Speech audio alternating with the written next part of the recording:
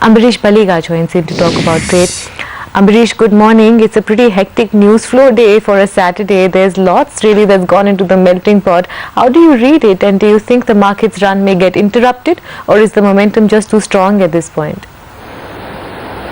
Momentum is there because of the liquidity flows and not due to the fundamental news flows. And if you see on the political side, I think that's going to be the biggest issue for the markets going ahead to maintain that momentum. And with whatever sort of news is coming out of Delhi, I think it's not going to end with this. I think this could be just the beginning for the run-up to the elections, that you'll have the political issues taking the center stage. So my feel is that yes, momentum is there. So it's a market for traders to carry on. But then surely it's time for investors to book out to a certain extent, because going ahead, clearly I don't see the fundamentals really supporting the markets at these levels. Ambarish, morning. Are you worried about the weakness that we've seen in the rupee, and what about the divergent trend in the weakness in the rupee and the Nifty at the 6100 mark? Surely rupee weakness is a bit worrying, because looking at the way the gold was moving and the oil prices were moving in the past couple of weeks, although we have seen strengthening to a certain extent in the past few days, surely that is a bit sort of worrying. But still, we still have the view that rupee would possibly look at levels of close to 51.5, 52 over the next possibly 8-9 months, because we clearly see gold and oil prices coming down. I think that should make the rupee strengthen. How have you read all the political developments, and what kind of an impact would it have on the markets? Clearly, from the sort of results which have got for the elections in the last two elections, basically Gujarat and Karnataka, clearly incumbency factor is there. Corruption issues are there which actually go against the existing government, but at the same time they clearly vote in for development, which you have seen in Gujarat. So these are things which will actually haunt the UPA government going ahead for the general elections. I think these three would be the main issues concerning the election. So what's the call you guys are giving out at this point then, Ambarish? Are you telling people to start looking at booking positions once the market, and if the market gets to that year's high, or do you think there's still opportunity to buy? No, really, you really can't wait for the markets to reach the year's high, because we don't know whether it will reach the year's high and or possibly before that itself take a turn down. So it is prudent to book out at every rise and get into cash to a certain extent, because clearly you don't see a continuous movement upwards, which would be supported by fundamentals. And clearly, even at the ground level, despite the sort of figures which we saw yesterday, despite that, we still believe that at the ground level things haven't really changed too much. Consumer demand is quite on the lower side. Clearly, you're seeing the vehicle sales slowing down. I think that is going to continue for a while longer. When I say a while longer, possibly the next 3 to 4 months, if not more. And this will delay the investment cycle, and also the investment cycle would also depend on the sort of a government which comes at the center. So till then you really don't see things changing at the ground level. So from that point of view, I feel that it is the time to book out, but you can never say which is the best time to book out. So keep booking out at every rise. Okay, this is where pre-opening settles at 6 points down for the Nifty, 60.88, so no harm done really, and a bunch of the oil names, as I said earlier, are the ones that have outperformed. PN Vijay joins in to talk about trade as well. Vijay, good morning. There have been hectic deliberations and developments on the political front. How should the market read it? Should it prime itself for elections as early as October, which is the chatter in Delhi, or do you think there's a different way to read this? It's probably going to have an impact on policy, not so much in terms of instant elections. I don't think anybody is seriously talking about elections in October at all. I think to some extent there is considerable media hype about these two ministers. I don't see any reason at all for the Congress party to call for fresh elections. We're going to have some major state level elections in Rajasthan and a few other states before that.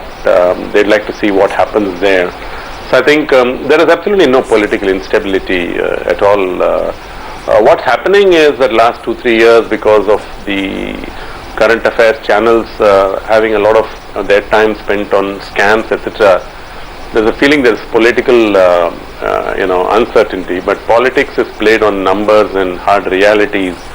How much Akhilesh Yadav wants the government to continue, and many other factors. Nobody sees the TV channel and decides how to vote in Parliament. So surely, investors should not at all worry about political stability.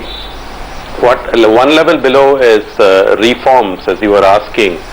Much of the reforms are out of the way, the FDI and multi-brand and things like that. You have a couple of things like Companies Act and the pension bill and insurance, which would be, of course, good in terms of sentiment, but on the ground, their impact on the actual macros of India, like current account deficit or interest rates, is going to be marginal. So here again, I think we should not talk too much about reforms. It's nice to talk about them, but when you look at investors and their way of buying and selling stocks right now, I think what we need, the macros we need to concentrate on are your current account deficit, your interest rates and your IIP. They are sending mixed signals. The inflation is coming down slowly. The IIP has been terrible, so we need to worry how fast the recovery is. There is some green shoots in the March numbers in IIP, but very, very early days. And CAD, of course, is taking a relief from the gold and commodity prices. So these are some of the bigger issues, macro issues that should worry investors, and I would say it is sort of iffy, 50% this way, 50% that way. But frankly, the politics of the country. Okay, here come the opening rates this morning, more or less in line with what pre-opening was suggesting. So in the red for the Nifty, 6 points down for it now, 5 points flat actually is a better way to put it. And the Sensex is down about 3 points or so, so not trembling or moving too much from the 20,000 mark. Let's start off with the list of gainers and then we'll get back to the index and what it's up to. Some buying coming into the oil bracket as was expected. BPCL up 1.5% in reaction to that price hike. ONGC up about 1%. Cairn, which should probably be a bit nervous given what we've seen on crude overnight, is still holding up in the green for now. From the pharmaceutical bunch, Dr. Reddy's is up 2.5%, so that one reports numbers later, but it's looking okay today. Sun Pharma and Cipla also from the same bracket holding up in the green. There's some buying coming into NMDC, but I just want to underline that the gains on most of these stocks are limited to about 1%. I mean, that really is almost the Plimsoll line, so that's the extent of how quiet the moves are for the market right now. And there is some buying coming into Lever as well, minimal though, that one. On the losing side, there's weakness on a bunch of the IT names as we were discussing earlier. HCL Tech is down about 1%, Infosys is a bit soft, Bharti is down 1% this morning, and there's weakness on some other heavyweight rates. NTPC, for example, is also suffering. Autos, where the auto sales trends have not been inspiring, are the other space that are looking a bit pinched. But the market is absolutely flat, so down 5 points. Let's get a check on what's happening with the mid caps, because at least there's a couple of result reactions that must be trickling in over there. Rima. Indeed, Mithali. The index has opened up absolutely flat, the mid-cap index, but in earnings reaction, SR Oil is the big move, and actually it's seen good volumes as well. Stock is higher by close to about 4% as we speak. The reported PAT is showing a big jump. It's 200 crores versus 32 crores, but that is largely because of an exceptional gain of 111 crores. There is a contribution of a forex gain of 25 crores, and even the other income has gone up on a quarter-on-quarter basis. But nevertheless, the reported PAT at 200 crores compares with 32 crores. So the street is quite enthused, despite there being a couple of one-offs in the numbers. That stock is actually the big mover in the mid-cap side. Apart from that, you've got your other oil marketing companies like an IOC, HPCL as well, showing you a green take of close to about 1 to 2%. Electrocast, that one's a small one, but they've come out with a good set of numbers. It's 44 crores versus 6 crores, so that's the kind of jump. So that stock is showing you a gain. Reliance Communication, it's largely flat. The volumes are picking up on that. The consolidated numbers show a big beat.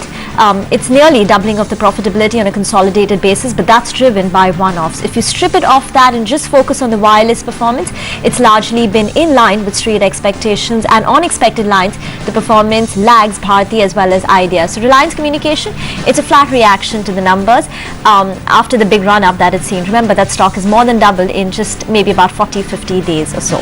Apart from that, you've got Apollo Tyres, which is reacting to its numbers. Stock is down about 1%. Street is disappointed by the revenue degrowth of 6% that we've seen. Balrampur Chini has seen a sharp contraction in their profits.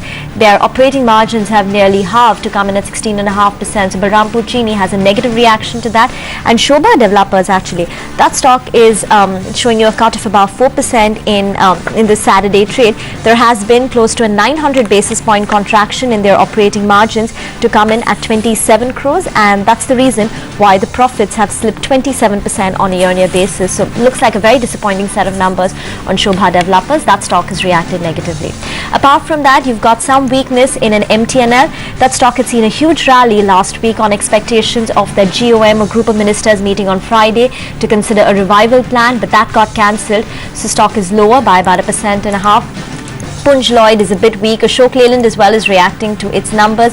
Some profit taking is visible in Central Bank of India and other PSU banking names like Bank of India, currently trading in the red. On the gaining side, all your divestment stocks are very active. So you've got MMTC, STC, RCF, NFL, Dredging, ITI. That entire basket is up in the green, along with Hindustan Copper and India Infoline, which is coming out with their numbers. That stock is showing you a gain of about 1.5%. Midali.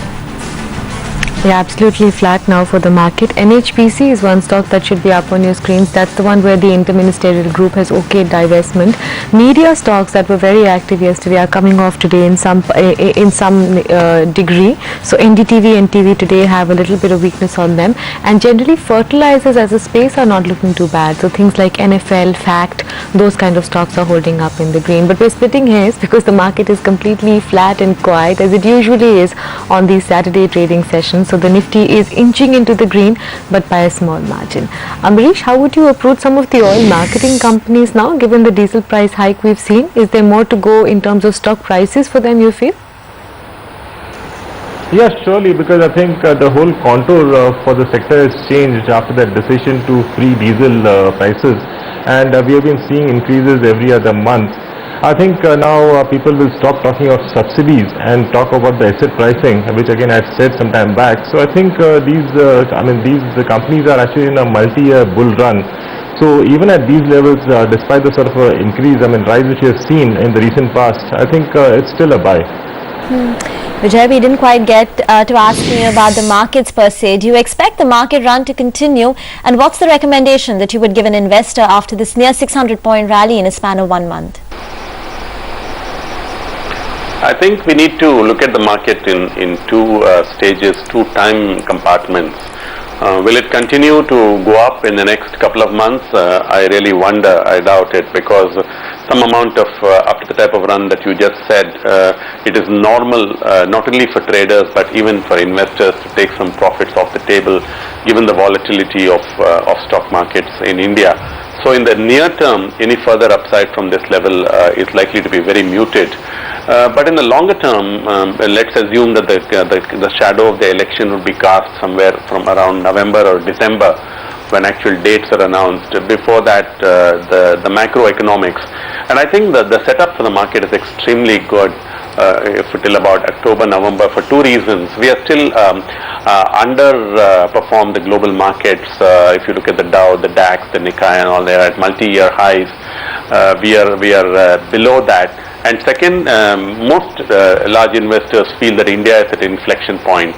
There have been 5 different occasions when we had bull runs, when the IIP bottomed out and interest rates topped out. And today the 10-year bond rates are about 7.65. Whoever thought 6 months back when the 10-year bond was about 8.5, that will be 7.65. A very strong negative correlation between interest rates and equity markets in India. So some of the economic macros are favorable for a continuation of the bull run. But I said for the next 1.5 to 2 months, one will have to keep one's fingers crossed, because naturally there will be a fair amount of profit booking by even large investors. Okay, let's take a break on that note with the news that things are fairly quiet for the market today. The Nifty has gotten to 6100. It did that yesterday as well, but it couldn't close above that level. This morning, quiet as she goes, but holding up about 6 points or so. Welcome back. Not too bad for the market. So 6100 is holding this morning. Let's see if we can close above that level.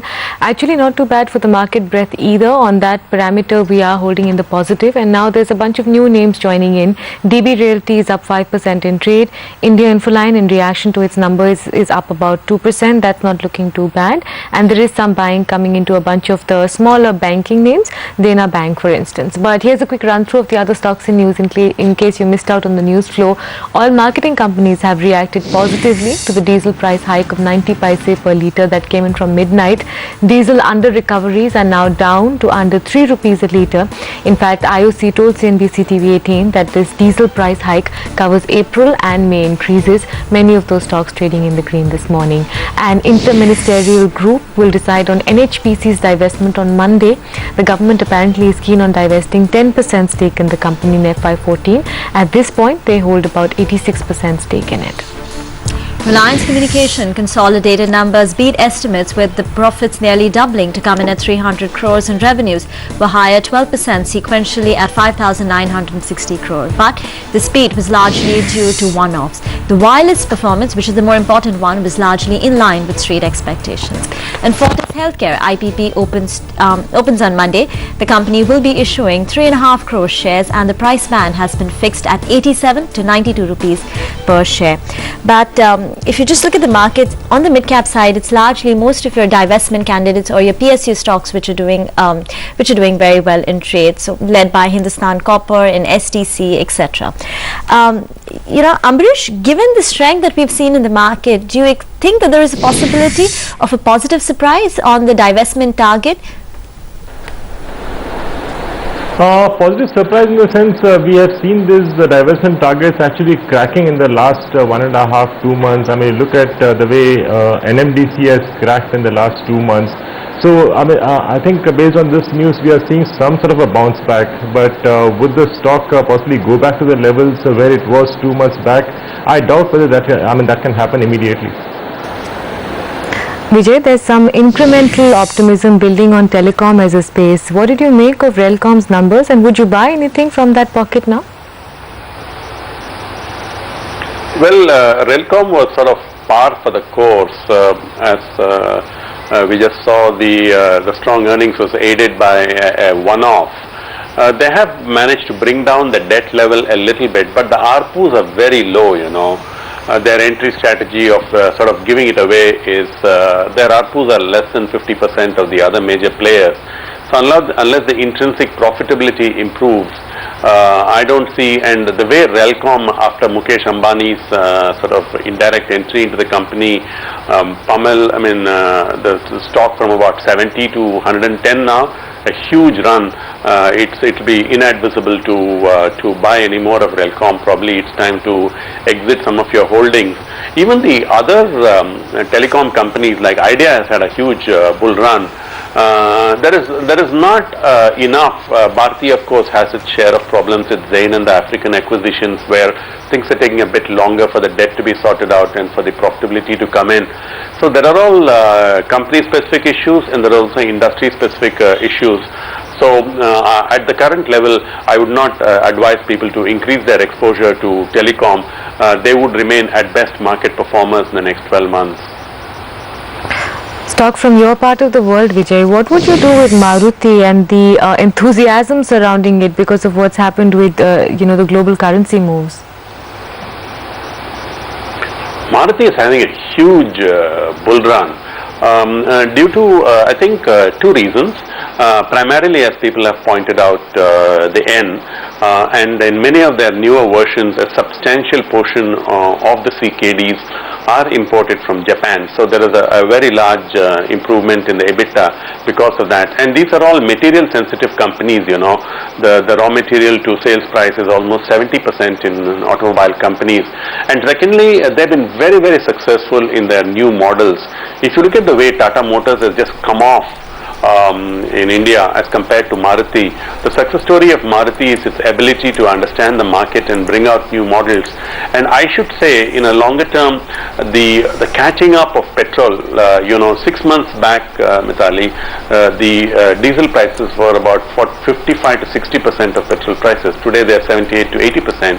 So we are catching up, one through petrol prices falling and diesel prices going up. So and Maruti, as you know, is king in the petrol driven cars. So all this is working in Maruti's favor. And today, if you saw the automobile industry, I mean, it's at 20-month low or something. The production, ALL came out, it's a PITC number, the two-wheelers are in trouble. So if anybody wants an exposure to auto, Maruti is about the best. So that's also helping Maruti. So even at this higher levels, at every decline, I would advise investors to add a little bit of Maruti. We should touch 2000 in Maruti in the next 12 months. One stock we forgot to mention is Punj Lloyd. That stock slipped about 3.5% in reaction to the numbers. While the profits have come in at 15.5 crore versus 9 crores on a year-on-year basis, there is a tax credit of 11 crores.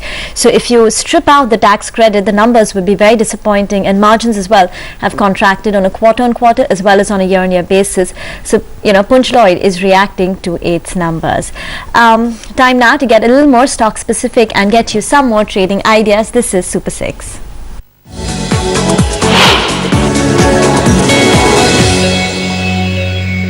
HDFC Bank is making higher tops and higher bottoms on the daily chart, and now it has broken the resistance of 700 with higher volumes. So we may see further rally.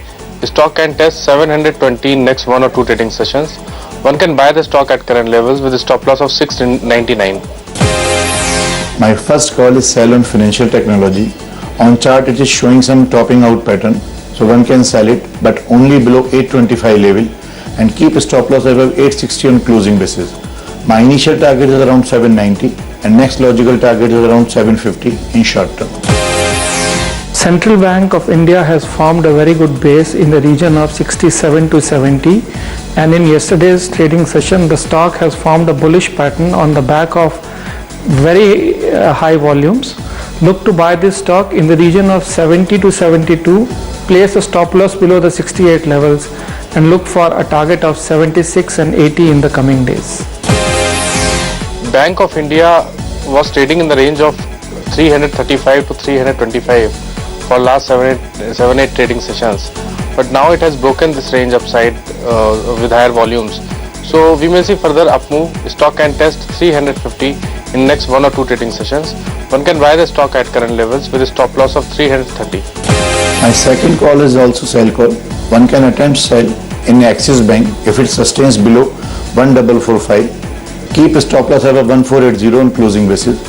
Hold for lower targets around 1405 and 1365 in next 5 to 10 trading sessions. Canara Bank has formed a bullish pattern in yesterday's trading session on the back of substantial increase in volumes. Look to buy this stock in the region of 418 to 420. Keep a stop loss below the 415 levels and look for a target of 429 and 438 in the coming days.